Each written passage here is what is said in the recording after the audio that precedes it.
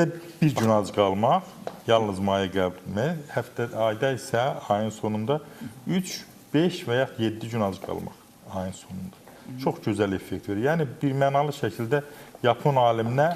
Klassik aclıq deyirlər də o sistemə. Bəli, ona görə Yapon aliminə Nobel mükafatı verdilər ki, təhlif edir ki, 10 saatdan sonra orqanizm öz xərçəng hüceyrələrini təmizləyir özündən. Buna görə də, məsələn, mən 2 dəfə qidaladım normalda. Yəni, 3-cü qida yoxdur. Səhər və axşam. Ancaq əvvəllər deyirlər, səhər yeyə, gün ortaya, axşam yeməyinə düşməyinə verir. Yəni, bir gün doğrultmadı özünü.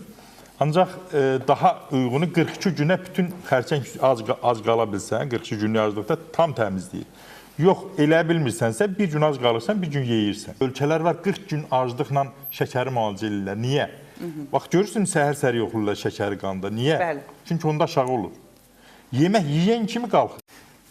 Ona görə də o da hazırlıq olanda aclıq şəkəri müalicə edir. Və deyim ki, gözəl musiqi dinləyəndə, gözəl ifa dinləyəndə də insanın, belə deyək, şəkər də normasında olur, hər şey də gözəl olur.